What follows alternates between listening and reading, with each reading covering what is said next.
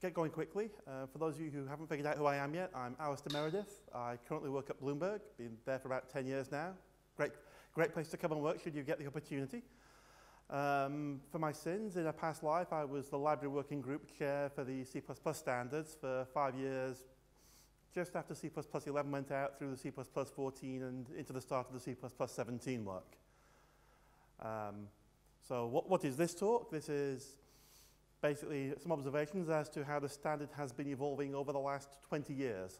So I'm taking this roughly back to the first standard and not tracking through the evolution of it. Sorry, can we have the light down a little bit further? What am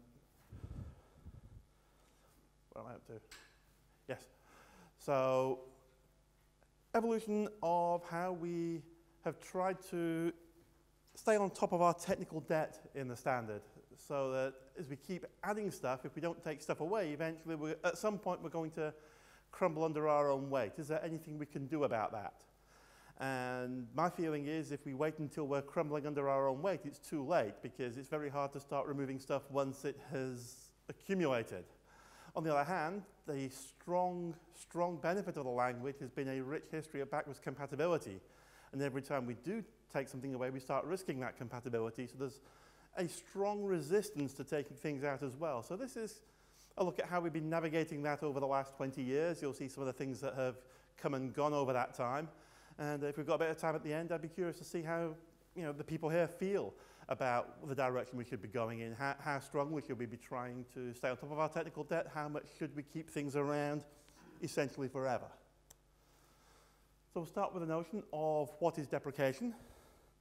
It's a term used in standardese to say, this thing, it's required to be part of the standard. You're not allowed to have a conforming standard if you don't have it, but we're not guaranteeing this will be around for all future standards. So it's kind of a heads up that this thing might be going away. It's not a guarantee it's going away. It's not even necessarily discouragement to say this is a bad idea, don't do it, although that tends to be how we view it. And if you're relying on it, you know you're relying on something that, while portable today, might not be portable in the future. So it's a heads up that if you can migrate away from this feature, that's probably going to be a good thing for your code over the long term. So why do we want to remove stuff? I say this is, to an extent, this is my personal mission to garbage collect the standard. As I said, trying to stay on top of technical debt. It's an issue that if you don't, we know from our own code bases, if you don't stay on top of it, things accumulate and you bit rot. Now the standard's a more interesting subject because it's not actual code, it's a specification that people will write code to. So you don't even get to compile and run against it to see how much debt you're accumulating and when it's safe to remove things. You don't know your entire user base to know when you take something out, how many people are you breaking. We just, we do our due diligence, we make our best efforts to make these determinations, but at some point, some people are going to get broken. We hope it's going to be not catastrophic when we do that, and hopefully we're breaking for a good reason to bring you a benefit. As for how well am I doing on shrinking the standard? Yeah, it's a lost cause, and you want it to be a lost cause. You want us to keep adding things, but yeah, I think we probably, by the time C++ 20 goes to ship, we'll have cut the standard by about 30 pages, and we'll have added well over 1,000 since 98, not since 17. But it's, yeah, it's a thankless task that's always going to be on the losing battle, but hopefully we can lose long enough that we don't die under our own weight. So a quick note upon compatibility and why everything in here isn't just about deprecation. One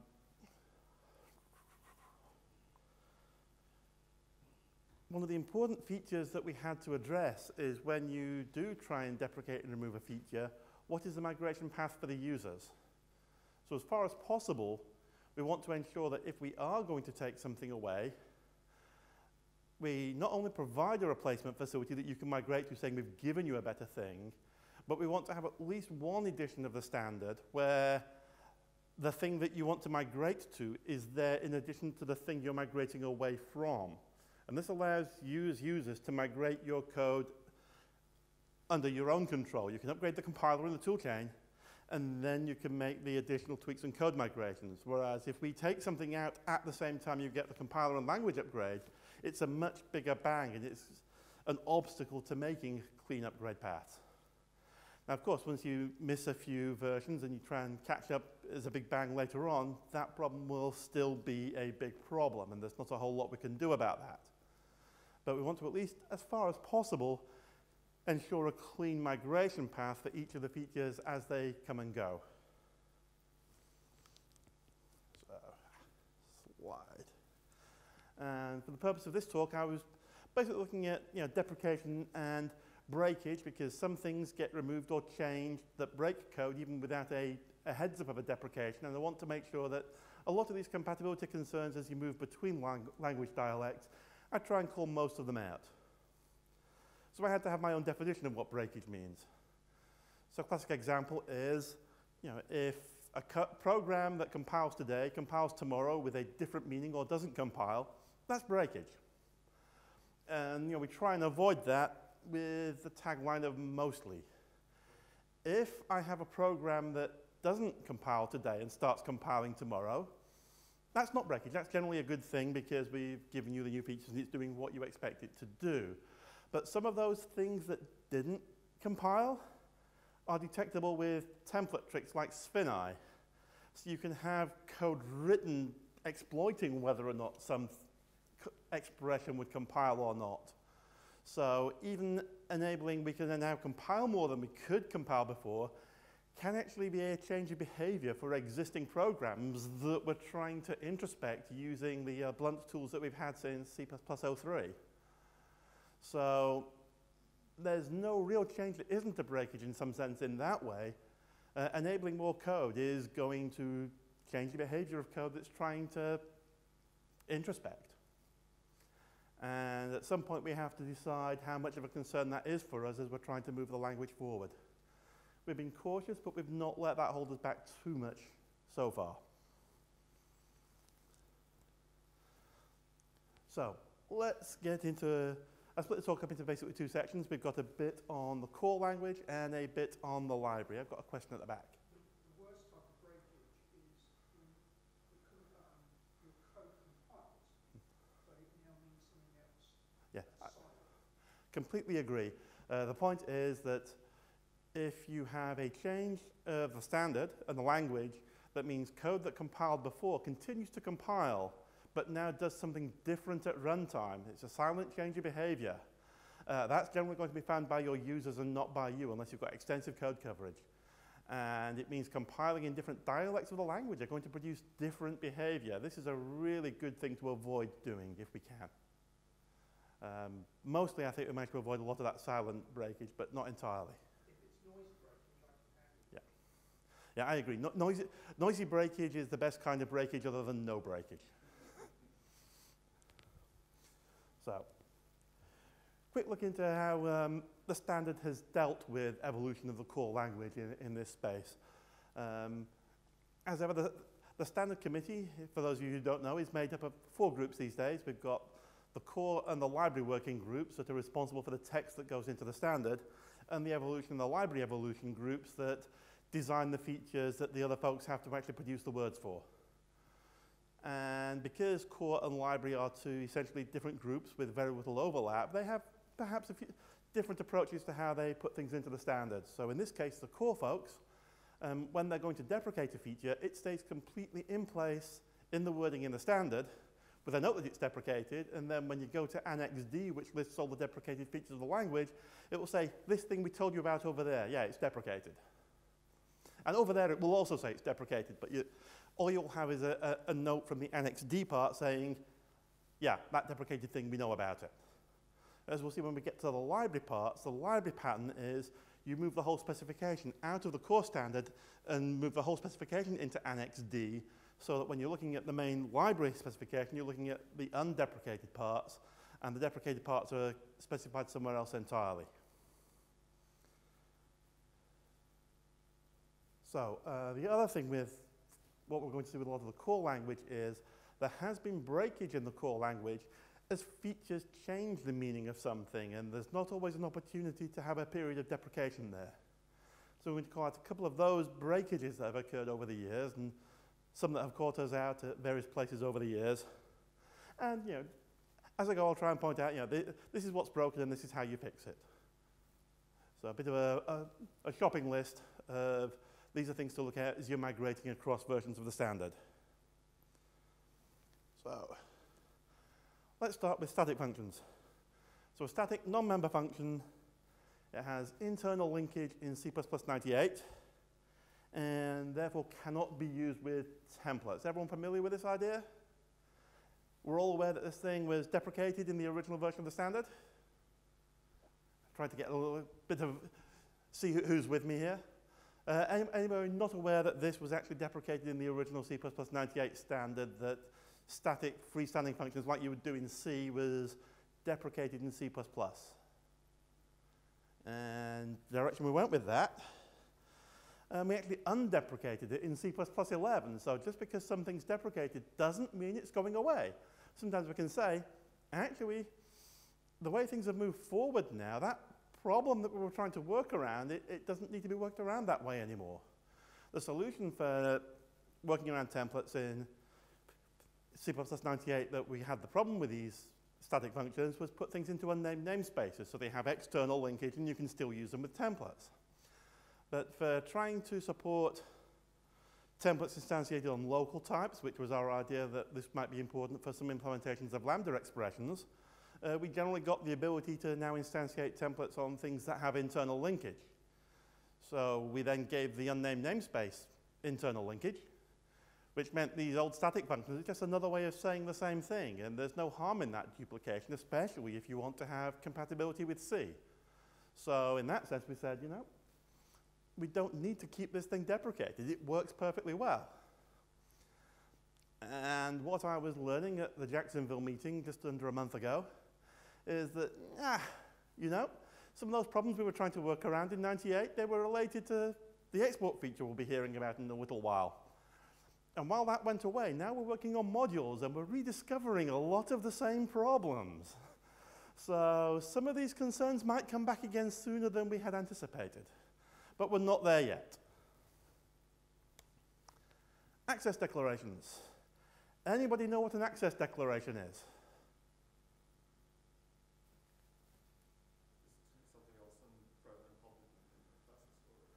It is some way related to public, private, and protected, but it's a specific syntax within there, not the actual public-private static keyword itself. Sorry, this was a legacy syntax even in C++98, which is why most of you don't know about it, because it just hid away in the standard and we were told not to use it. It was deprecated even in the original standard back in C++98. We finally removed it in C++11, so this thing that you've never heard about, you don't need to worry about, but that's the joys of these talks. You get to see a little bit of the history and the archaeology of C++. So as I said, I'd be surprised if anybody knew about it today. I'm not surprised. For those who are curious, I stole an example from Stack Overflow. This is what it looked like. So you say, okay, I've got a base class, I've got my public section, and I want to have these things from my base class hoisted into the public interface. And yeah, we do that today with the using keyword. So this was a more deliberate syntax to say the thing rather than having a token appear out of nowhere. It's much cleaner and nicer in the language and the grammar. But we had this old thing for compatibility reasons that we finally took away in C++11. So this could have broken things, but given that nobody knew what this was, I suspect the amount of code that actually broke was fairly small. Another favorite, incrementing bool. What's the behavior of incrementing a Boolean variable? So this is trying to be for the core features, I'm a bit more audience participative. When I get to the library, there's just a bit too much. But I'm hoping somebody from the floor will tell me. Detlef? Well, in general, it should always produce a true value. So in general, when you increment a bool, the end result will always be a true value. Correct. So post-increment bool on bool variables was deprecated in C++98. For those of us who love our archaeology, pre-incrementing Boolean variables was deprecated in C++03. So for people who tell you C++ L3 was a cleanup but didn't change anything, this is one of the places we made actual little more substantive change. We deprecated something, yay. So that's the change between the two versions of the dialects of the language there. Finally, C99 added underscore bool for compatibility with C.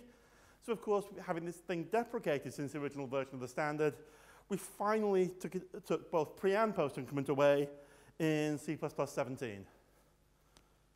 So a simple example of your code, it might look like this in C++ 98. How do we fix this? So pre-increment, where you just want to assign to true. Post-increment, where you're going to find out what the value I had before I increment is actually probably a more useful operation. So how do we fix that code? Thank you. We added standard exchange to C++ 14 specifically to motivated by solving this problem so we could get on with removing the actual Q increment. Decrementing bool. What's the behavior of decrementing a bool in C++?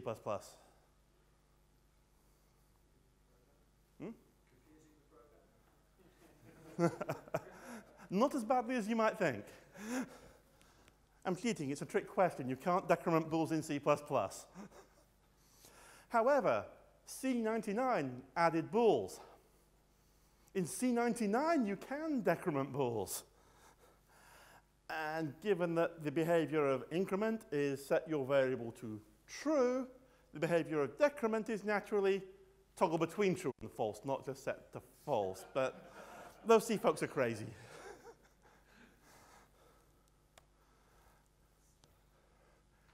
Export, our favorite keyword. Does anybody know what export actually did? Well, it nearly never actually did anything, because I think the only implementation was by EDG, and that was never widespread. So the observation is it never really did anything because there was only one implementation that was not widespread. Technically true, it doesn't answer my question of what we thought it did in the specification, but it's actually fairly close to what my slide says. So I'll give you that one again. Export was an attempt to have separate compilation of templates, because we all know today that the only way templates generally work is you put them in your header file, you put the definition of all your template function bodies into the header file, and everybody includes all your implementations. Export was supposed to be a hint to the compiler to say, you're going to find that code somewhere else. And as we said, it was given as a SOP to the compiler folks to say, we'll give you a keyword to say, go off and do something extra special here. Don't require you to do the separate compilation everywhere because you tell us you don't know how to do it. Giving them the keyword didn't help much, but eventually EDG managed to do this. And in the process, filed this many defect reports against the standard as they tried to figure out how to make things work. And it turned out that this many defect reports mostly came out of two-phase name lookup and not out of export, because we hadn't understood that anywhere near as well as we thought we did. But to get that working correctly, export really stressed it. And the end result was that you still had to ship your source in some form around with your templates just so the compiler could see this code, even though you're supposed to have separate compilation. And I'm spending a little bit of time talking about export here, because, as I say, it was a classic feature we removed because essentially no one implemented it. We got our first implementation, and the immediate reaction of the rest of the committee was, kill it now before everybody else expects us to implement it too. That was actually the very first standard meeting I attended, which was an interesting exchange to see flying across the floor. And that was not well received, actually, and we did keep it all the way up until close to the deadline on C++ 11, where we'd added that many more template features that EDG, the only people who'd implemented this, said, please take export away from us. We don't want to do it with all the new stuff you've added as well, especially if nobody else was going to do it. So the export feature was another feature that left the language without a period of deprecation.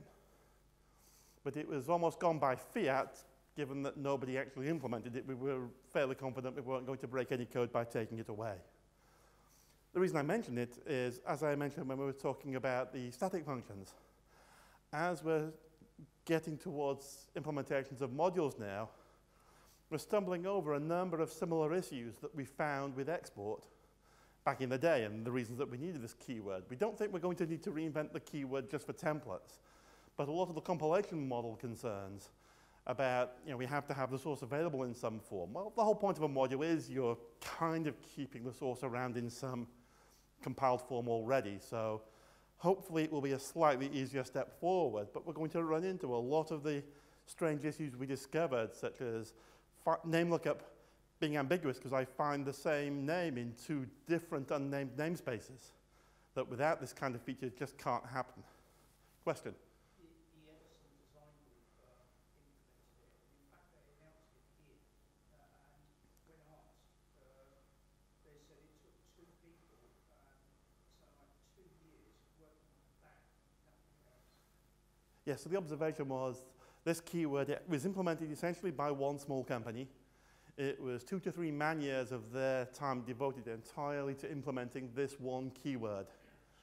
And we learned a lot from their experience of doing it. It's not clear they ever got their recoup their investment, but their reputation was certainly enhanced by that. EDG became well known as being the company that implemented export. Next keyword, auto. What did this do in the original version of the standard? Detlef's answered too many questions, so I'll take Kevin. Storage class specifier. It's a storage class specifier. What does that mean?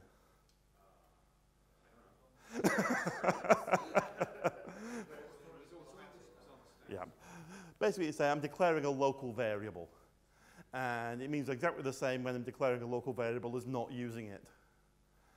But when C++ 11 we wanted to start using auto for type inference to say deduce the type of this variable, it mostly didn't interact with this syntax, but there were a couple of corner cases where we were going to start coming up with strangely most vexing past disambiguations that might not have gone the way you wanted because the old one had a meaning you didn't want to change.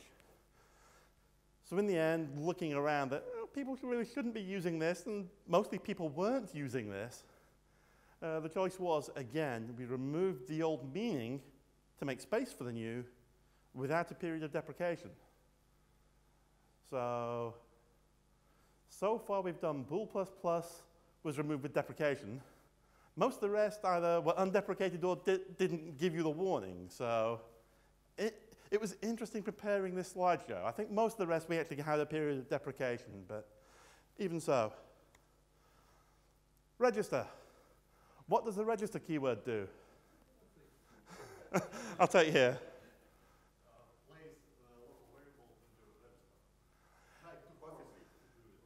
It's a non-binding hint to the compiler that you think using a register to back this variable rather than creating a space in your stack frame would be a helpful optimization. And generally compilers are much smarter about their register allocation than users are these days. So it's a long time, if ever, since that hint was actually paid any attention to. But it's a really nice keyword that's being stolen away from our ability to do anything more interesting with it. So just preemptively in C++ 11, we deprecated the register keyword, saying we might want to do something more interesting with that in the future. It's a great verb. It's an interesting noun. And getting new keywords out of the committee is really hard unless you want them to be unpronounceable. So we reserved that for future use. C++ 17, which is now a standard, finally followed up on that deprecation and has actively removed it from the language. But the same as we did with export, we've reserved that keyword for future use, so it's still not yours, you still can't use it in your libraries, the compiler will still diagnose it as a parse error, but we now have the ability to do more interesting things with register. This is one of those ones where we are potentially breaking code, and we've not got the new benefit yet, because nobody's making proposals that use register yet. But yeah, I've heard of a dozen or so muted at various times over the meeting, so I think we'll see this coming back sometime soonish. And the other important feature here was some compilers already have extensions with register. GCC uses this to say, when I'm trying to do embedded code, I'm specifically loading code into, I'll tell you which register to put things into. Removing the standard portable feature was done in such a way it didn't impede existing valid extensions. That was a question. Is it in C99? Yes, this is a potential source of incompatibility between C++ and C in that if you've got inline code, because I don't think register could be used on a function declaration. Could be wrong. But because certainly, certainly if it's in the inline definition, you're going to have potential compatibility concerns between C and C++ at this point. Detlef was shaking his head. I'll lean to him. No, the point is you cannot use auto or register for functions. Yes, okay, so I was correct. You can't put it into the function declaration. It's only in the function definitions, and therefore it's only inline code in C headers, which is, with C, much more of a rarity than C++, because it's not being forced by templates, and they like to use macros rather than inline functions until everyone's migrated to a newer dialect of the language that's been available for 20 years. Yeah, I think today the most important reason for registering C is not to put in a register, but to avoid taking the address of the So the observation was the main reason for register today is compatibility with C, and you believe you can't take the address of... In C you cannot take the address of a register variable, whereas I believe you can in C++, which just means the compiler is less likely to actually... It might keep it in the register most of the time, but it's still going to back it with storage. Trigraphs. Does everybody know what a trigraph is? Or does anybody not know what a trigraph is? Okay, trigraphs are a part of the dark and ancient history of the C family of languages. If we go back to the 80s, where you've got a wide variety of computing platforms, not just the IBM PC with ASCII being universal and our wonderful keyboards that most of us have a fair clue what's on the layout. You've got different character sets running around, like IBM had EBCDIC. And while EBCDIC might have had all the characters that were part of the basic character set of C++, they might be in different code pages, which means some of those symbols moved around the character set where you might find them. So if you want to portably find the hash character, in some layouts it might be character 67, in others it might be 53. I'm making those two numbers up, but I know it's one that bounced around the character range. And having a portable way to say hash turns out to be really important if you ever want to include something. So we found the minimal subset of characters that were portable across all known implementations and different character sets and page layouts at the time, and came up with the notion of trigraphs. This is back in the early era of C, and it's handled by the preprocessor. And basically, when you see a sequence of tokens like question mark, bang will turn into literally a hash character, so I can do question mark, bang, include, and that will include my header. Or question mark, bang, pragma. This is the code page to use when you pass the rest of the file. I want to stop using these stupid trigraph things, which was the main reason IBM continued to need it, even into the 90s and noughties. It had interesting properties that, because it's happening in the preprocessor, it would make translations in the middle of your string literals, which would occasionally catch people by surprise. And this led to design questions about how we would design raw string literals in C++11, because we really didn't want raw string literals to be anything but raw. And if these preprocessor changes are happening, that messes up with the idea that they're a raw string literal. So we had to change the proposed syntax of raw string literals in a way that the preprocessor could record I've made those changes, and then we can undo the changes back to what we had, so the raw string literal preserves its raw property. It was horrible. There was a suggestion at the time that maybe we should deprecate or even remove trigraphs. And the decision for 11 was let's remove them, and then when we got through ballot resolution, suddenly a whole bunch of national bodies had been persuaded by a few companies to say, no, actually those trigraphs really matter to us still. So we had to, as I say, fix the raw string literal syntax, which is a legacy we have today. But finally, when it came to C++17, that active resistance to removing trigraphs became more of a passive resistance. So the same people that were objecting still objected, but they were saying, yeah, as long as you hear our objection, we'll let it go now. It still matters to us, but we think we can solve with our user community. So trigraphs finally vanish in C++17. Yay! And again, without a period of deprecation, but not without a period of discussion. Digraphs. Everybody knows what a digraph is. Question mark colon is actually not a digraph. Anybody not know what a digraph is? Okay. Digraphs are similar to trigraphs, whereas they're alternate tokens for certain things, but these are actually handled in the compiler rather than in the preprocessor. So there's been no suggestion that there's any problems with digraphs. They're not making new problems, and some of them I find quite useful because and or as alternative keywords are also part of this set of symbols. And I'm very fond now of actually using the text and instead of double ampersand, which means I can use the symbols just for references and R-value references, and now I've got my Boolean logic will be handled with text. It's a convention. Some folks hate it, some folks get by with it, and my work doesn't particularly love it, so I've got two coding conventions these days. But yeah, and the benefit of OR is simply that you're matching the use of and. You don't just switch symbolically between the two. But and I think is the main proponent of why digraphs and these alternate tokens are still useful today. Yeah.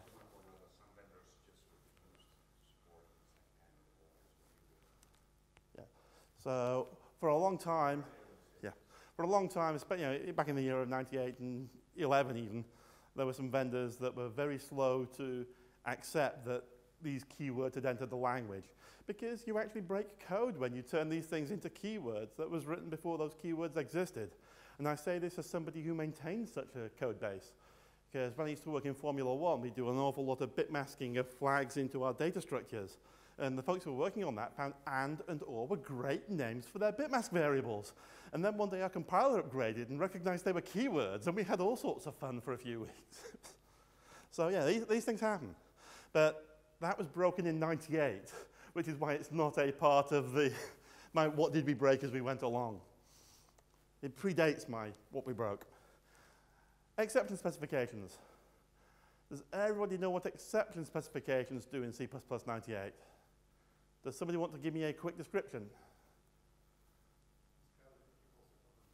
Sorry? Describes the particular set of exceptions that could be thrown from the function. So it describes a set of exceptions that a function might throw. Just slightly more than that, because if you throw something that's not in that set of exceptions, it's got to intercept that and say, nope, you didn't tell me you could throw this. I'm going to bring your program down, and I'm going to do it by calling the unexpected exception handler. Which meant that even if you were throwing permitted exceptions, it had to have a catch there, implicitly generated by the compiler, to introspect and do the stack unwinding up to this point to say, were you throwing the right kind of thing?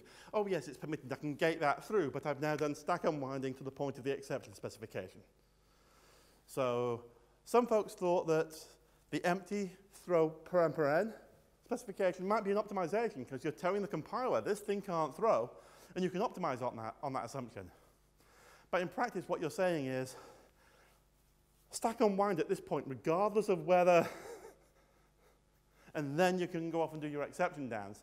And compilers never really had optimization around this feature, but they did have performance penalties. So the old style exception specification, where we list the set of exceptions that can be caught, that was deprecated in C++ 11 because it was seen to be, it hadn't really worked well for serving its purpose. It was a performance pessimization. And we had the new no-except feature that was a much more useful level of granularity, which simply says, this function might or might not throw exceptions. And if we're going to guarantee that it can't throw, we can do so in a slightly more efficient manner than the whole exception dance that went around throw paren. And we can let you query it with a no-except operator, which is a much more useful property. So we deprecated the old style to say, please switch to the new style. This is going to be more useful in the future. Updated the standard library to anywhere that did have the old style exception specifications. I think there were 4 places that were in new operators. Those switched to using the new style. And in C++ 17, we finally removed all of those, with the exception of throw paren. But we did change the meaning of throw paren in C++ 17 to say this is now identical to just saying no except. So it doesn't go through that whole no except dance and force the stack unwinding and everything else. It just says I'm the same as if you'd said no except any other way. And tentatively, we're going to be removing even throw paren from C++ 20. It was saved as this was the most widely used exception specification. We'll give people a little bit more time to get familiar with the idea this is going away. But we did the review of the deprecated features for in 17 said which of these might we be comfortable removing in 20, and this is on the list of things that, yes, we probably want to remove that if we ever have time to schedule the paper for removing stuff while we're shoveling lots and lots of new things in. It was deprecated in 11. In C++ 17, we removed the acceptance specifications features in general, and in C++ 20, we're going to remove the rump of it, which is throw paren paren, and only support no except as your acceptance specifications. But I say that's a couple of years out yet, but it's on the approved list. It's passed through all the evolution groups. It's just a matter of finding time in the wording groups, and Core have actually signed off on that. The paper that does that is mostly a lot of library wording, and that got held up by 90 words of new wording to say, let's support time zones in the new standard. And I think you would probably rather have 90 pages of time zones than me removing throw paren paren. But it would be nice to get this before we're done. This is the problem with removing stuff. Adding stuff is so much more fun. So, implicit copy operations. So in C++ 98, if I have a class that doesn't declare a copy constructor or a copy assignment operator, the compiler is going to declare and define one for me. Does anyone know how this changed in C++ 11? Depends on which constructors and operators already declared in the class. So in one case they could implicitly declare, in the other case they won't. So it depends upon the other constructors in the class. In what way does it depend upon the other constructors in the class? Well, let's say move constructor or... Okay, we'll take up the example of the move constructor. This is correct. If I have a move constructor, which I couldn't have in previous versions of the language, the user declares a move constructor, even with equals default, that now will inhibit the generation of the copy constructor. It's not the only change. Are we aware of the other changes that happened in this space? Okay. I'll not drag it out too long.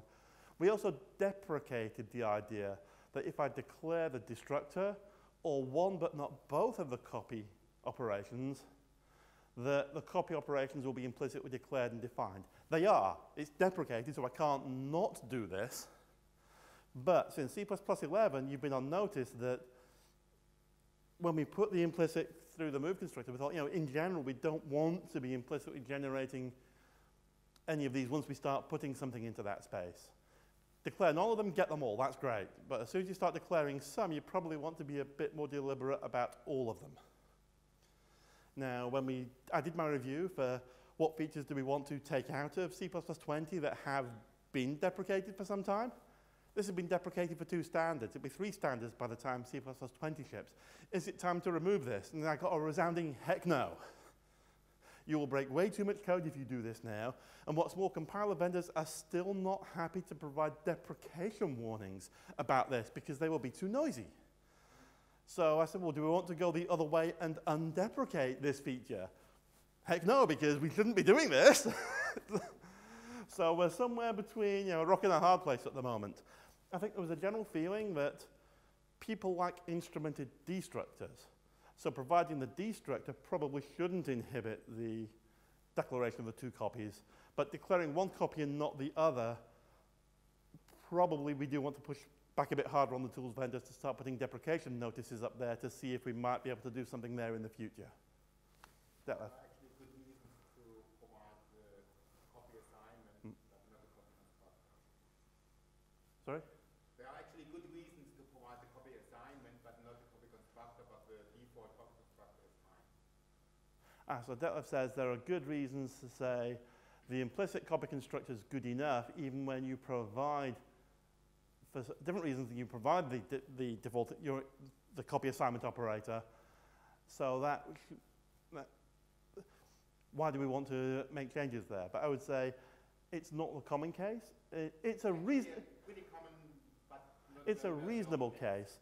And I think those reasonable cases are easily dealt with by declaring the copy structure equals default, to be at least clear about it. But we would certainly... The thing about the default is it's not in the default. But we definitely need to see compiler vendors being a lot more keen to warn about this deprecation before we can ever make any action on this. And if I can't get, I would at least like to see deprecation warnings coming up at this point now. And if we can't persuade the compiler vendors that we want to warn about this deprecation, I think we want to undeprecate, because the standard's kind of lying. If the compiler vendors are saying we're never going in this direction, we're getting feedback that we shouldn't be ignoring. So, well, I'm all about removing our technical debt and taking out as much junk as I can take out. We don't want to take out more than we need. If the feedback is, this thing is useful, it's serving us, we should. Which Detlef will hit me with later, that quote, I'm sure. So here's the example of what has been deprecated. If those commented out declarations there in yellow, those were deprecated in C++11. They're still implicitly generated, but those generations are deprecated. Likewise, in this example, I've not implemented the destructor. We don't lose the destructor. It's not deprecated. Hey, you didn't tell me you have a destructor. We really expect classes to have destructors. But just because I've declared one copy operation, the other one is declaration definition is now deprecated. So that's the basic shape of the space here. And I'm trying to do a review of the library clauses to make sure at least the library isn't relying on this deprecated feature. So just a minor cleanup for C++20 that's part of my try to clean up the deprecated features proposal. So next one, char star for string literals. Is there a problem here?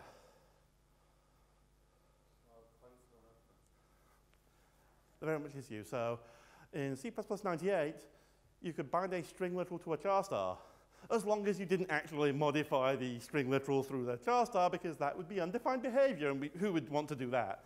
So we deprecated the idea, but it was only in C++11 we actually went through and said, no, you have to put the const keyword there.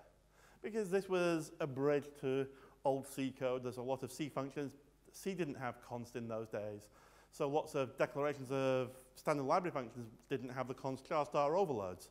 We added const char star overloads in the C++ namespace, but we still had to bridge this gap for a while. For C++11, we decided it was far enough that the danger we were securing against was more important than the compatibility with C++ already said those headers had to have the const char star overloads. So that one finally went away. To be excessively pedantic, as also working, why char const star? Pointer does not have to be constant. Yeah. So, as I say, you tried to pick me up on my next couple of slides. So, example, this is what's been deprecated. The idea I can just do const char. So that's our old school const west. We want to go new school, where you have to have the const keyword. And I put it in the right place, not the left. But narrowing conversions are an old favorite that it's a pernicious source of bugs that I might lose information through a narrowing conversion. And do we want to do anything about that at the level of the standard? Or have we done anything about that at the level of the standard? Does anyone know of any changes here since '98? I'm not going to look at Detlef. You've been too intimately involved in some of this. Anyone aware of any changes that have occurred with narrowing conversions in the standard in the last 20 years? Because this can be a real compatibility concern when you start upgrading from 98 to 11. But we now have this uniform initialization syntax built around brace initialization.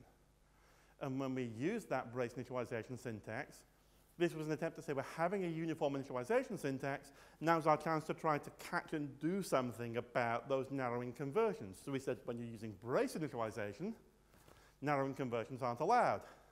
Which is great unless your code already used brace initialization, because I'm initializing an array or an aggregate. And suddenly some of my code, when I compile in 98 and move to 11, fails to compile because I was relying on, I know the variables I was passing in there would always be within range, but the type it's declared, it spots, int to float is a narrowing conversion. So a quick example. Again, doing int to float here, just a range. Int min and int max are probably not representable as a float. it's actually a little bit smarter than just doing type coercion, because it will see 0 as a literal. It knows that value and everything's constant. I can do that one safely. But in general, if these in-max and were just integer variables, the compiler wouldn't know whether it could do that narrow safely, so it would give you, no, this is a narrowing conversion, that will fail to compile. And if you happen to have an awful lot of table-driven development where you've got lots of tables being initialized with variables, you might find this can be quite pernicious and hit a fair chunk of your code base. Significant whitespace. So do we have places in the standard where whitespace became more significant than it was in the past? Whitespace is generally significant to break up tokens as it is, but are we aware of any changes that made whitespace more or less significant in the last 20? I'm seeing a nodding head.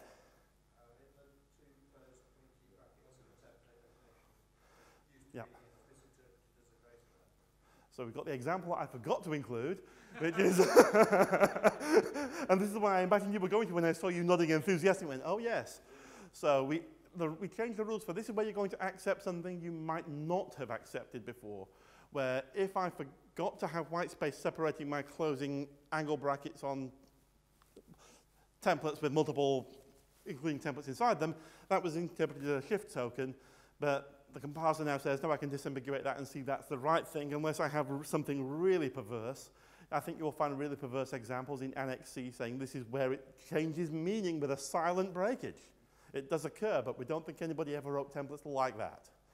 And the other one that was changed there was you no longer need significant whitespace between an angle bracket and a colon. So I'm using double colon to say this thing is in the global namespace. Angle colon was a digraph. And we disambiguate that digraph as well. So this is a case of accepting more programs than we would accept before, mostly. Do we have a category of where whitespace became significant where it wasn't before, so we reject 98 programs in a later standard? Yes, we do. So when we added user-defined literals, suddenly with string concatenation, or string literal concatenation, you could, if you have a macro that expands to a string literal, you would just abut it to the previous string literal, and they will expand and combine to be one large string literal.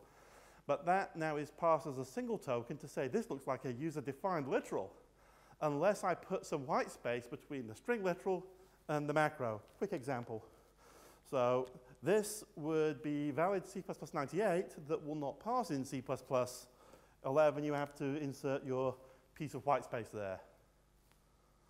So again, it was a breakage. I'm not sure we anticipated it exactly as we put the feature through, but so in no period of deprecation, just things to be aware of as you're upgrading through different dialects of the language. Let's see, I'm about the halfway point, and I'm roughly halfway through my slides, so I'm actually doing a fairly good pace. Redeclaration of static constexpr data. What on earth does that mean? C++17, we introduced inline variables, which is, this solves a lot of the hassle of awkwardness when you're trying to have variables, especially variable templates, declared in multiple translation units and trying to make sure I have one initialization of that variable. It's not a domain I spent too much time in. I will garble any attempt to describe it, but it will be a really handy feature when you struggle along some of these strange linker errors. And it cleaned up part of how we could declare static constexpr members, because these things, if now follow the rules of being an inline variable. So when I've got a static constexpr, not just const, but constexpr data member, I no longer need to provide that external declaration, so I can take the address of and actually have storage backed for that member variable. So the yellow example is something that is still valid because it's deprecated, but I no longer need that yellow line in order to take the address or therefore pass by reference, for example, the value member of integral constant. Just for fun, I tried doing this with another C++17 language feature to say, how can I actually declare if I've got an auto template parameter to say n will be deduced to be whatever type it is. So it's kind of like trying to do integral constant without saying what the integral type is. I then tried writing a declaration for it. First of all, I couldn't figure out how to do the auto. Then I realized we had decal type. So I tried that, and Clang told me that decal type n is not the same as auto. So that's not valid, even if they did used to be the same type, I think. I hope they did used to be the same type in this case, but Clang was rejecting it.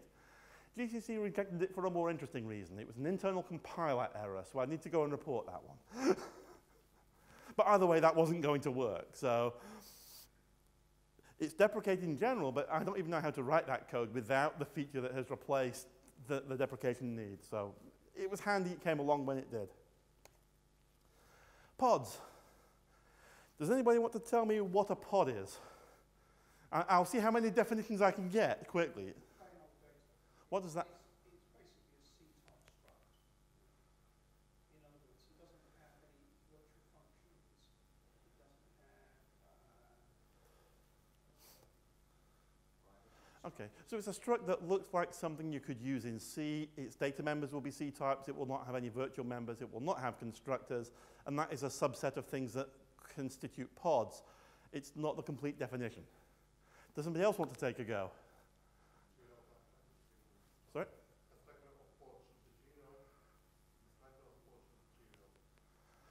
So pods should have all trivial constructors and destructors.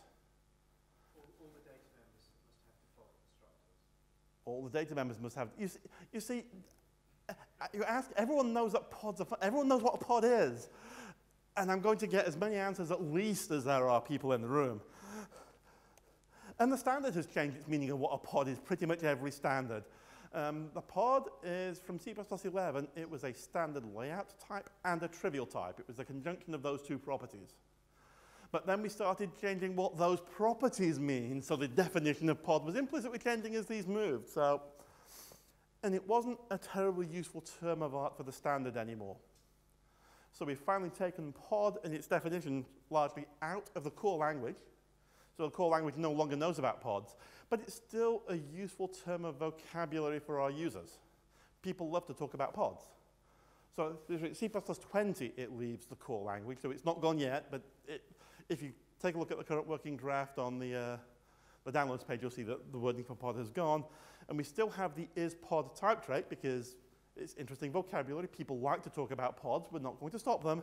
But we've got this deprecated type trait, which is where the standard is going to talk about pods in the future. So, which brings me on to the subject of what has been deprecated and removed from the library. And in general, the library working group has been a lot more conservative in this area. Everyone likes to think that the core working group are the conservative working group. But that's because any change in core pretty much affects everything else in core. Whereas library, everything is a lot more siloed and isolated. You can make many more local changes. But it also means the pressure to remove something is a lot less because the continuing presence of something isn't breaking anything else in the library by and large. So it's at this point Detlef and I start diverging a lot more.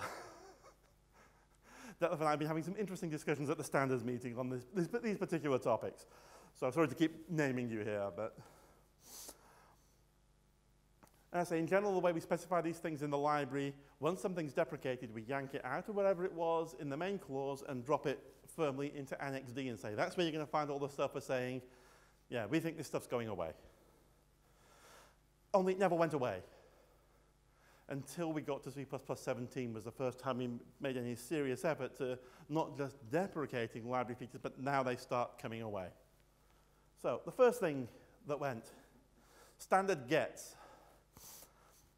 We published C++11 sometime in 2011. The new C11 standard came out the month after us, and we were binding to C headers that had this thing that C had deprecated in 99 and then took away in 11.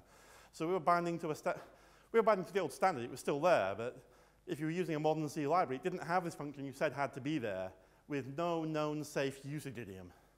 So C++14, I forgot to highlight the line, finally removed gets without a period of deprecation. It was deprecated in C. C++ never had time to deprecate it before we suddenly got security religion was running around the community at this point, and gets just went straight away. Good riddance.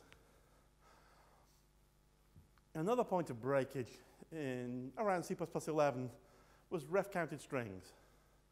C++98, we were looking at different ways we might optimize our basic string type, and there was a strong feeling that copy on write strings were the way to go.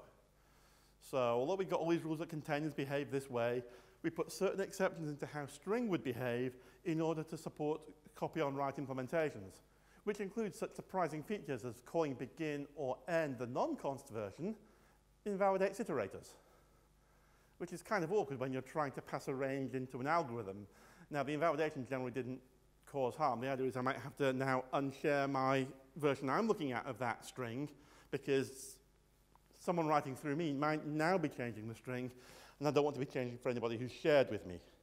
So as soon as I call a non-const function of string, I've got to unshare for my local version of that string. Now, in general, there were performance problems with multi-threaded code, because we could still do our reference counting to do the copy on write and everything, carefully with atomics, but to cover under the covers, but I still ended up, the user had to be guarding those objects themselves with their own mutexes in order to make the mutating operation safe. So now you've got two levels of thread protection, which is already an expensive thing, where you want to bring that back down to 1. So we removed the implicit guards within the string by taking away the ability to do reference counting. Now, if you can find a way within the current words we have, and you can be super clever and figure a way to do it, you're a smarter man than I. We don't ban reference counting. We just took away the words that we knew enabled it. And we put different words in to enable a different optimization, which is known as a short string optimization, which impacts when I start swapping two strings and one's short and the other one's long. That's going to have, swap's going to have impact on iterators that it wouldn't have had if it was swapping two vectors. So there's still funky wording for string. It's just funny in a different way in 11 than it was funny in 98. And again, no period of deprecation, no heads up. We're giving you a silent breaking change of behavior. But this was deemed to be an important thing for getting the memory model right for C++11. And was actually one of the most controversial decisions because one vendor said that change to string breaks our ABI. At which point, lots of people say, but this already broke your ABI, and this already broke your ABI. And saying, oh, no, that library change, our compiler is going to know about it and recognize both manglings. We're going to tell the compiler all about our library. But that change we can't work around in the compiler. So although you thought you broke ABI 3 years ago, no, we've kept it until now. So it's surprising at what point breakage actually occurs rather than theoretically occurs, when people are really determined to preserve their backwards compatibility. Oh, I have a typo, yay! Where that Q came in. All iostream members, I forgot to actually list them here, but it turns out in C++98, when we created the new iostreams library with all the templates and everything, there was some old type defs that were the same as the type defs we were blessing, but differed by a character or two. So just for compatibility reasons, for vendors who'd got this older implementation, we preserved a bunch of names that were synonyms for other things, left them parked in Annex D. Because they weren't in the main spec, nobody ever saw them. Most people forget they even existed. So finally, we got to pull them out in C++17. Because now we're finally taking stuff out of the library. It lasted for 20 years without being used. Does anybody actually know that these features existed? Seeing maybe a head and a half nodding. No, this is unrelated to StirStream. We're going to come to that shortly. This was, it's things like functions S to SC or something. There were a bunch of functions and type defs that were int type or something that were just differed by one character, a shorter abbreviation. That when people were being a bit more cryptic about library names prior to standardization, and we just kept those type defs around. And so they're a member of all the iostreams classes, and nobody really knew they existed, because all the published books just looked at the public interface, they didn't look at the deprecated interface. We didn't want you using it. And now you can't? Yay, zombies! The standard actually has the zombie term now. The notion is, when the library removes something, it means the standard itself no longer wants to track that feature, because there's a cost to maintaining these features. But we don't want to break the users, because that's a contract between the library vendor and their customer base. So we reserve any name we remove, goes into the reserved list that's reserved for previous standardization, which is a fair hint that you know what that name's going to mean if your vendor is supplying it. And then your vendor can choose how long they want to support this and break it and evolve it to continue to support future standards. So it ceases to be something you can rely on portably, but just because it leaves the C++ 17 or 20 standard doesn't mean you break as soon as you move to that compiler. It means you break when that vendor stops supporting it in their toolchain, which is a subtle distinction, but I think it's an important one to call out. And again, it depends. If you're tied to a single vendor, it means you're probably not going to be too damaged by this. If you are handling multiple vendors, it means you're tied to your most aggressive vendor when it comes to removals. Detlef. The downside to this one is really that you have no idea whether the name exists or not. As Detlef says, there's no easy way to detect whether the names exist. There are ways, because we've got all these clever introspection tools throughout the language now, but a lot of those introspection tools use newer language facilities, so they're really not going to be helpful if you're trying to have a code base portable back to C++ 98. And trying to hack around these with the introspection tools is probably more work than just working around the fact these things don't exist anymore. But it does rely on you having the ability to move to something else. So, auto pointer, which was our first attempt at trying to do a smart pointer. There was some interesting discussions in the evolution of 98 that smart pointers were going to be an important thing. We wanted to have smart pointers in the standard to show how they would work.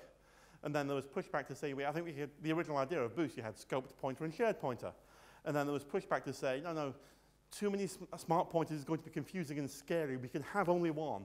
So we'll try and have the one smart pointer that does everything, which naturally may end up with a camel that serves no one particularly well.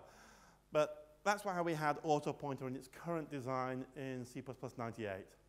Works very well for a factory return type. Works very well for a locally scoped lifetime, but it's just two fairly limited uses. And those uses are better addressed more explicitly rather than implicitly by unique pointer. So we finally deprecated this when we have move semantics embraced by the language in C++ 11 and the unique pointer type that is hopefully a superior representation of this expression. And then finally auto pointer goes away in C++ 17. Modulo, it's in the zombies clause.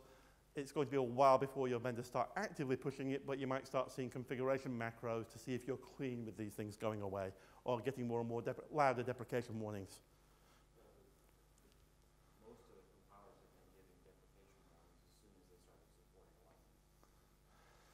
So Kevin's observation that a lot of compilers have already been giving deprecation warnings about a lot of these features. And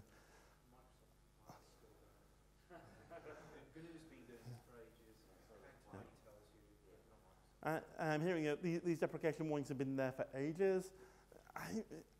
I go with a small value of ages here. I mean, 3 years is an age for some. I don't think these deprecation warnings were particularly loud 5 years ago. But you know, they've been sneaking in and getting better at it, especially on a lot of the core language features. Now things have actually been removed. There's a lot more incentive to warn you about compatibilities coming down the line. And even Microsoft, I think, are getting better at these kind of deprecation warnings now. And it helped that we actually added a deprecated attribute in, was that 14 or 17? Can you remember, Detlef? I think deprecated was added in 14, so you can actually, we've got a standard way of marking something deprecated, which will just be your compiler can give you a warning if you're using something that we're suggesting you should now be trying to move away from.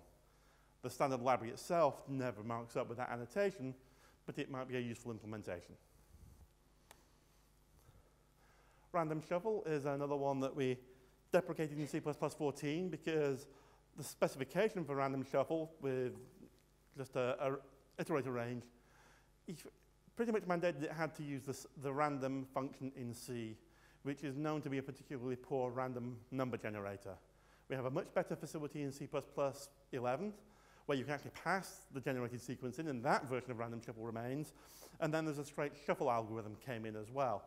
So there are simply better ways of getting good quality shuffles out of your sequences. So in C++ 14, we deprecated the poor shuffle overload, and we removed that straight away in 17. It was gone even as the ink was drying on 14, that one. But Again, how much breakage that's going to lead to, I don't know. The fixes will hopefully produce more efficient shuffles, but if you're relying on repeatability of your shuffles and we've taken away, well, you can call back into the C1 yourself. Just pass that along as the extra argument, appropriately seeded. Adaptable functors.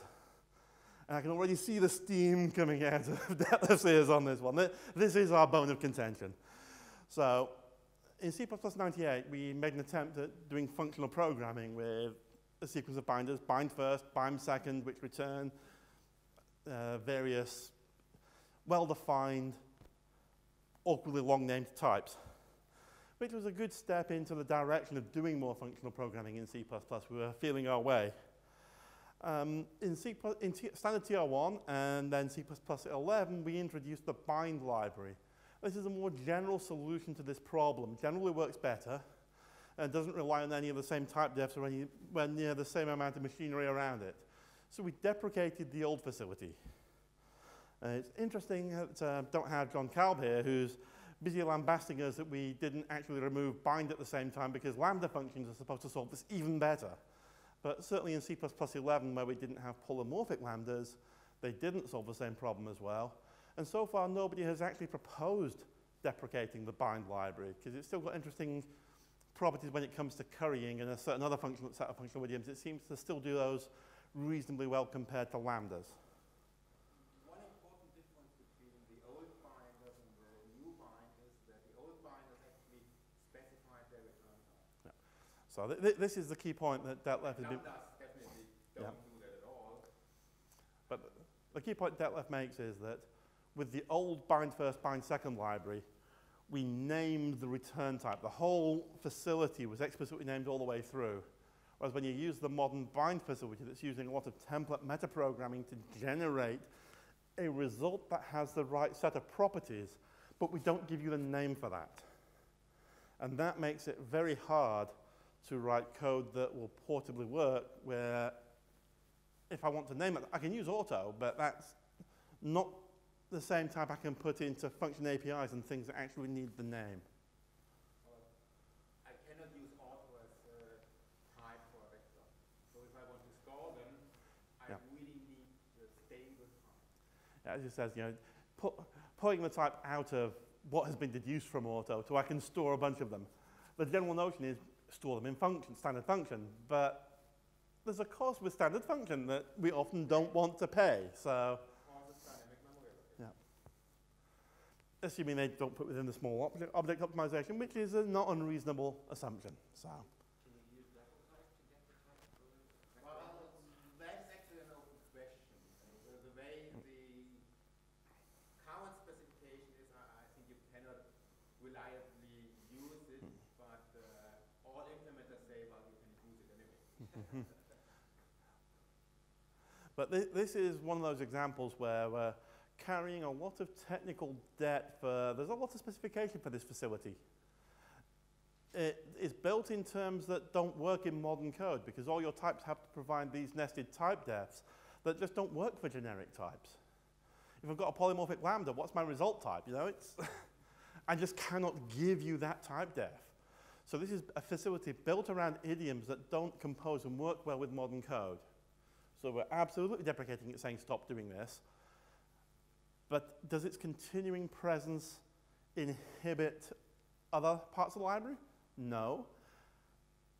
It's a lot of words, and as the core language changes, every so often you're going to hit something where we do need to tweak something here, which is why it's nice to say the standard's going to stop tracking that, and your library vendor can figure out how that corresponds with updated versions of the language. But we want to keep the committee focused on productive work of moving the library forward, not spending its time continually maintaining old deprecated features that if they suddenly stop compiling, people will tell us your deprecated thing has bugs in and you need to fix it. I don't care if it's in NXD. So that's my motivation here, to continually remove stuff that we know has passed its sell-by. We're just negotiating where that line is. The main point here is, I'm generally not about deprecation, obviously removing. Yeah. If I have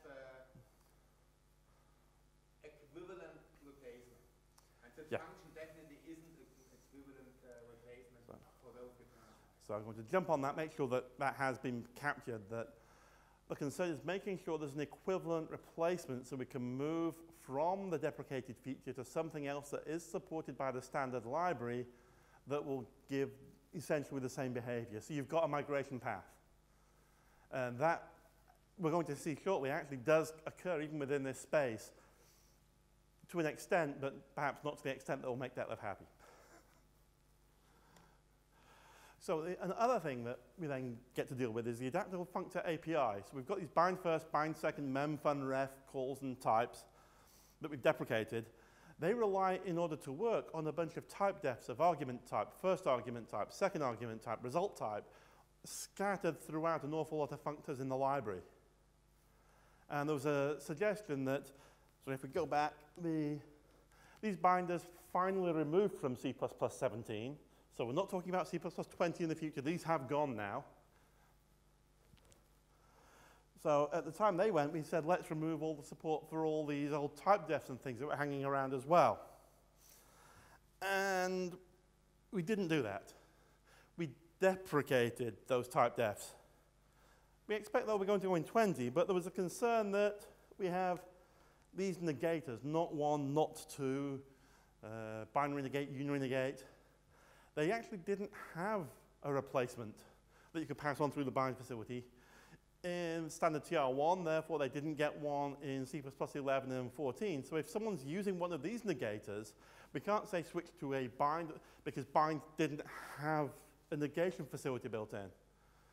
So there was no migration path. So we added to C++ 17 not fun, which is a generalization of this, and said use that instead. And then people said, but where's our migration strategy? We can't use that in C++ 14. We can say we can use it in 17, but if we've not got our old code with the old negator still working, we've not got a migration path. So the end result was we added this to 17, we deprecate the old negators now, and with those, all the old type defs that were needed for the previously not deprecated negators, so we couldn't even deprecate them. We had a non-deprecated feature relying on them.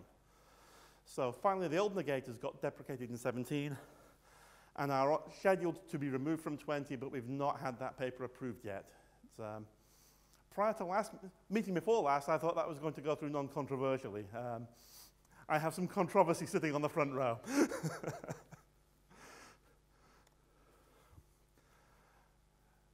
Okay, type erasing allocator constructors. There's a few types in the standard library, standard function, standard package task, standard promise, and shared pointer that have constructors that are constructor templates that say, you give me anything that can be used with allocator traits, and I will use that as my allocator. And allocate and destroy using that.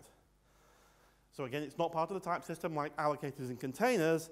We're doing type erasure on the allocator just as function does type erasure on the function type that you store within there. This was a great idea, apart from when you try and implement it and realize that if I'm type erasing what my function is holding and I'm type erasing how I allocate the memory, two-dimensional type erasure is fairly hard. I can freeze one dimension and generate the appropriate virtual functions in that direction or the other, but I can't do both at the same time because we don't have multiple dispatch in C++. And lo and behold, all these compilers, most standard libraries, I think, declared these constructors, and through their hands about actually doing anything useful with them. I don't think Microsoft even declared them because they just didn't have anything to do with them. So finally, function was a real problem, so that one went away in 17. Package task and promise got dragged down with it. It turns out the way that shared pointer uses that allocator, though, is not subject to the same set of problems. Because the only reason it needs the allocator after you've done the initial allocation is as a deallocator. And that behavior you can capture at construction time. So type erasing allocators is not a problem for shared pointer because your shared control block has all the information, and if you're assigning a new control block, well, that's coming from a whole new shared pointer somewhere else. And this shared control block will continue to do the right thing. You've captured that construction, the information it needed. So we've taken away these awkward allocator constructors from function, package, task, and promise, and we hope to come up with a better solution in the future. We're looking at these in the fundamentals TRs but we've cleared the decks to say we don't have this old space that didn't work that's going to inhibit getting this right in the future. In general, we don't think this will break code because nobody actually implemented it because it wasn't implementable. Not implementable is a good sign you're not going to break somebody's code. Actually, it was implemented, but it's very hard. I believe that might be true for package, task, and promise. It was not true for function. You believe you can have standard function, type erasing the function object, and having an allocator with fancy pointers that type erases its behavior as well. We'll have a talk about this afterwards. I came close. I couldn't handle the fancy pointer case, and I had to make lots of alignment assumptions in the other case. But propagation traits are also part of the fun. But let's keep moving. I've got 10 minutes left. We're still on schedule, I think. C headers. These are the star.h headers that we inherit through by reference with the C standard. And now we reference POSIX. There might be even specification over there, but we say the C standard is what's binding on us. These have been around since C++ 98 because we include the C library by reference. These headers have been deprecated since C++ 98. There's wording about what gets injected into the global namespace, what gets into the std namespace, and we have some matching C++ headers we'll talk about shortly that do slightly different things, with the intention that you should be using the C stud version of these headers rather than the old C version.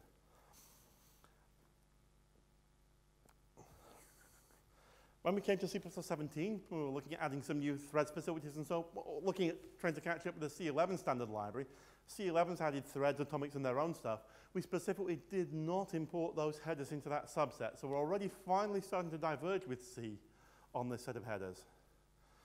So when it came up to my big paper to review all the deprecated facilities, I said we should do something here. We should either finally remove this and say, all this funny dancing around wording that nobody gets right is causing us lots of problems, or we should say, these things have been around for 20 years. We know they're not going away. We should just undeprecate them. And everyone said, that's interesting. Can we see another paper on that from someone else? So, there were a few other papers that were tweaking in this area, so we stood back, and so far nothing has happened here. Personally, I would like to undeprecate these headers. I don't think we have value in losing them. But at the moment, they just sit around in Annex D. Next, we have what I'm calling vacuous C++ headers. So C complex, C ISO 646, C to the line, C to bool, and C Tgmath. Does everybody know what these headers do? The hint's in the vacuous, but in C++ they do nothing. They're the C++ pattern for naming C headers, and these C headers define a bunch of macros for keywords and things that are actual keywords in the C++ language. They're not allowed to be macros. So we don't even have the macros that those headers had. They're empty. C complex does require it will hash include complex and hash include math, or C complex and C math. CTG math has some similar things, so there's a transitive include dependency. But otherwise, these headers do nothing. So it was a mistake to ever create a C++ version of these. So the suggestion is they should probably vanish in C++ 20. They're on schedule to do that. The one question that came up was C ISO 646, which is the header that maps macros for all the new tokens like and or. So the digraphs that aren't symbols but are actually text, those are what's in that header in C. And people were saying, well, we're using this header to store all our library versioning because we know it's a portable header that even though it does nothing, we'll put some vendor-specific information in there and tell our folks to use it because it's the lightest weight header we can find. So we can't remove this vacuous header that the standard says nothing about because people are using it as a non-standard extension point. So what we added at the last meeting was the version header. So this is a new C++ 20 header that is intended to serve that purpose, and that was adequate for most of the people that are complaining about removing C ISO 646.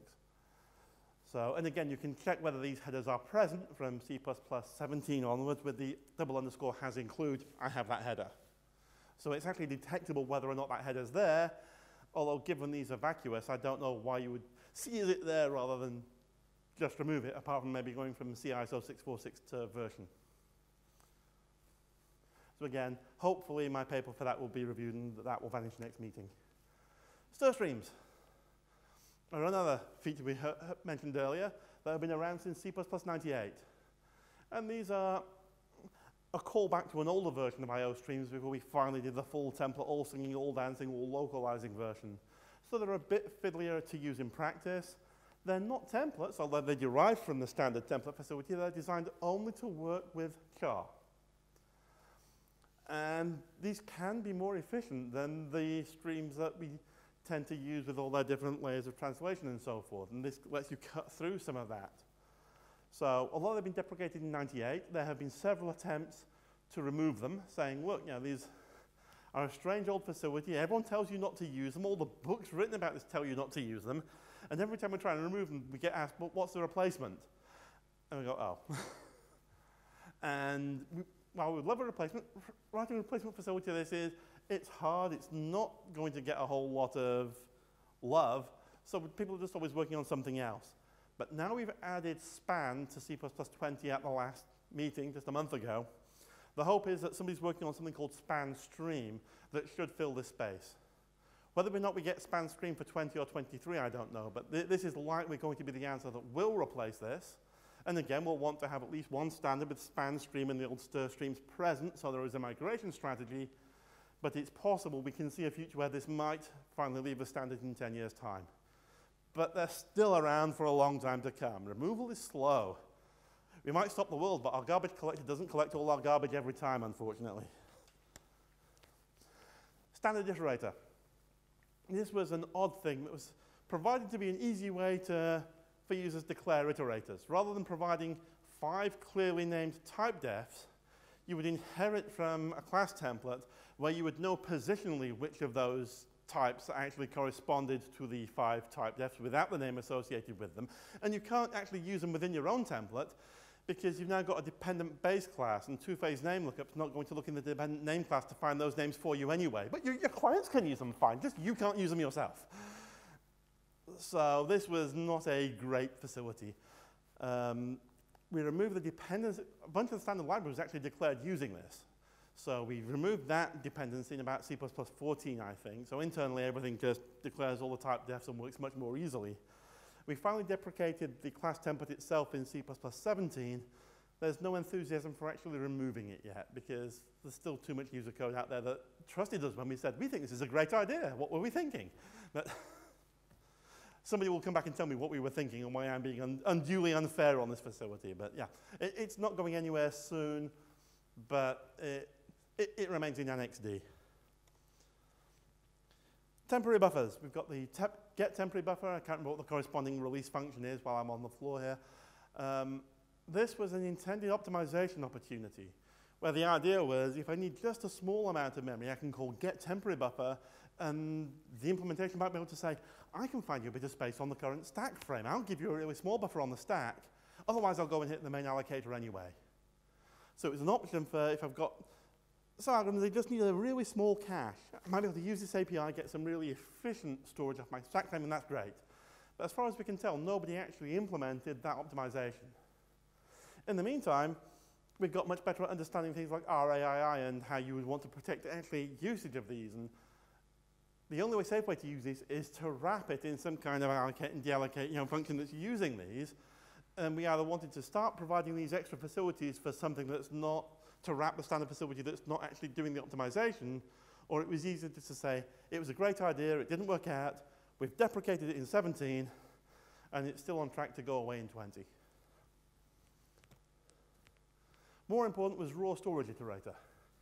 This is an iterator that when you assign, or you dereference the iterator and assign to it, or just assign to it, because that's how it does the funny stuff, but yeah, basically you assign through this, it's going to construct a new element.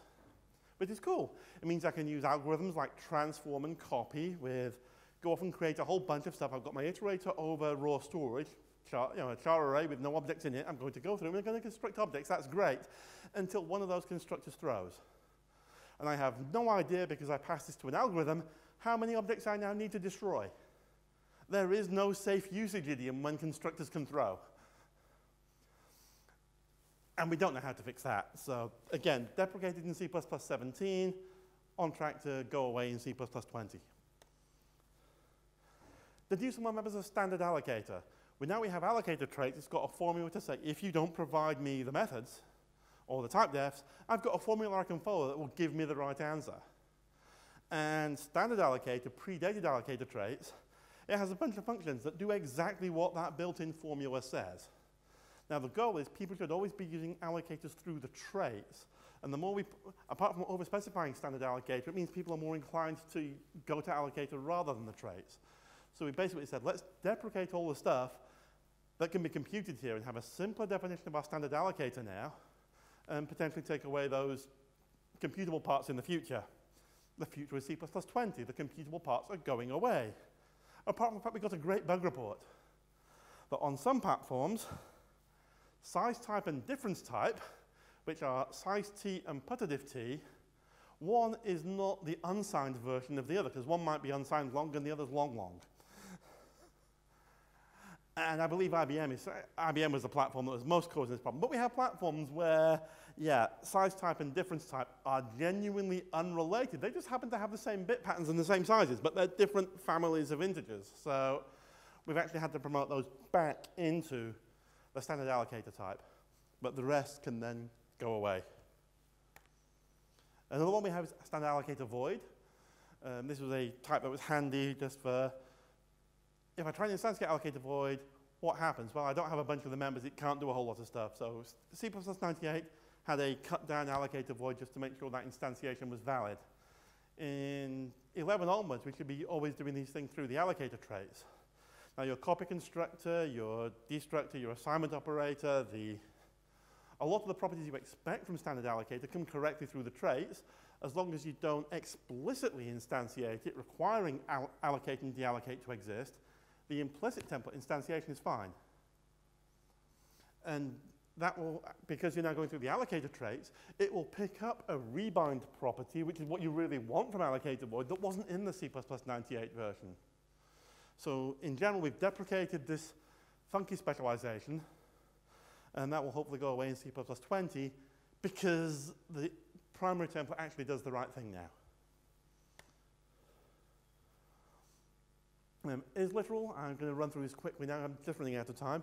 It wasn't a very useful trait because literal types, they have to have certain properties for the destructor, which you can get from triviality, and they have to have at least one constexpr constructor. But if you don't know what constructor that is, the trait's not giving you much value.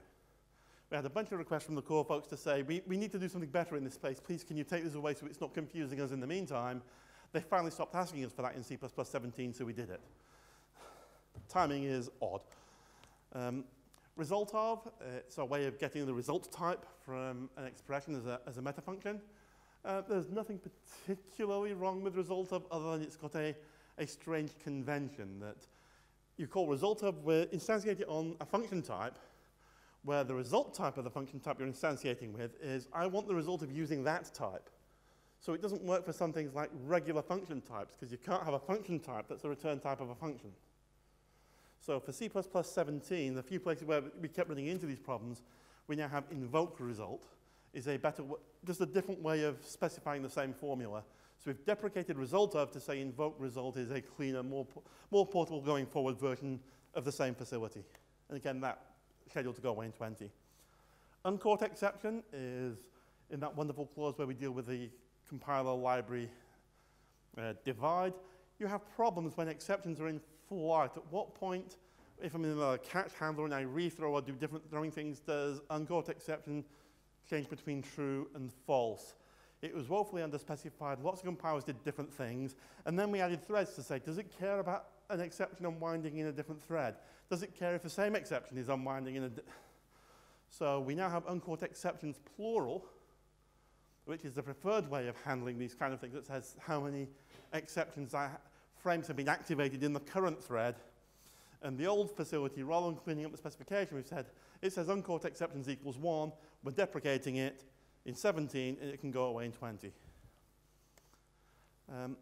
Shared pointer has an atomics API in C++11 that's incredibly dangerous to use. The idea is, I have a shared pointer object, and I want to use it atomically without synchronization.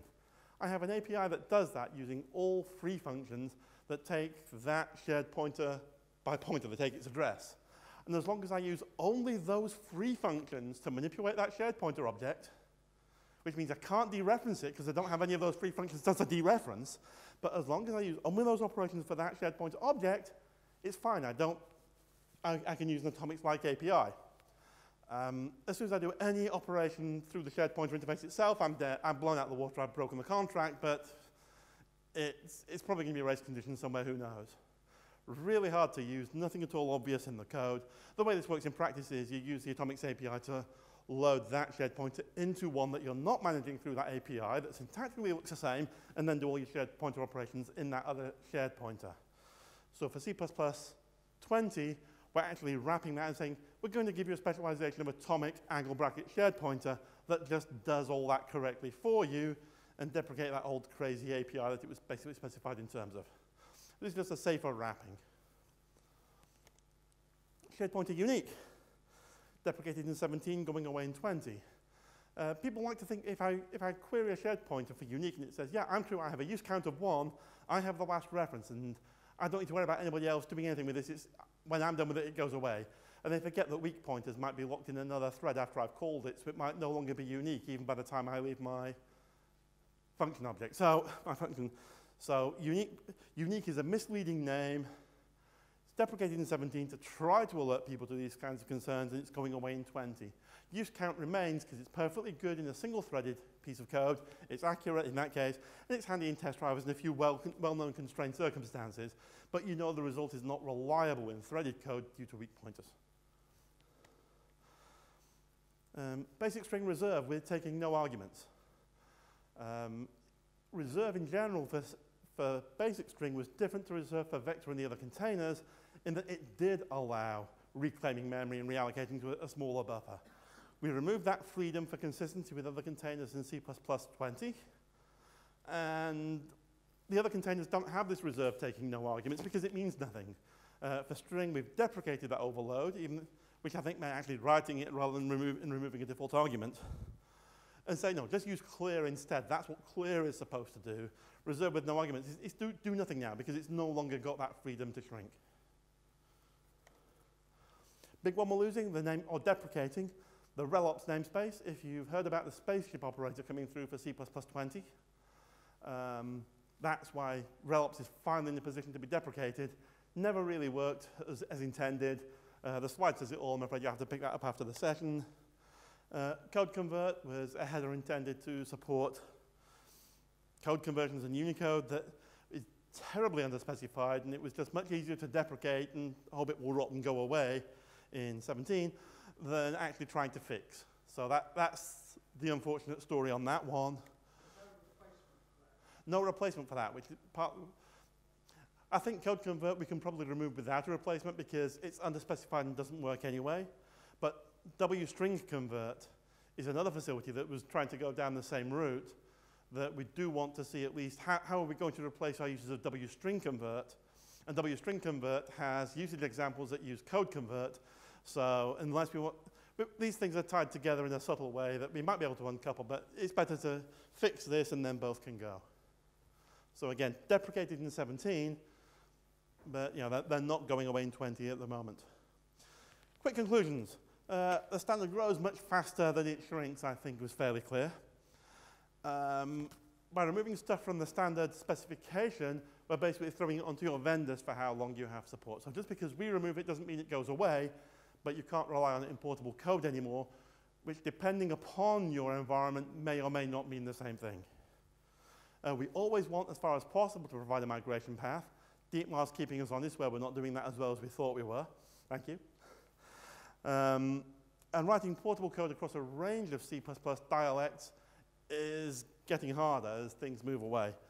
The one thing I noticed while I was preparing these slides is if I'm trying to write low-level libraries that are portable across a range of C++ dialects, I start to notice there's really two subsets that I can target relatively cleanly now. Original C++ 98 all the way through to C++ 14.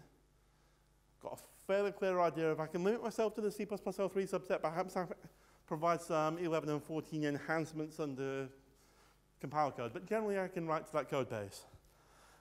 Once we get to 17 and we start removing facilities from the library, a lot of those removals are intended to be replaced by features that rely on C++ 11.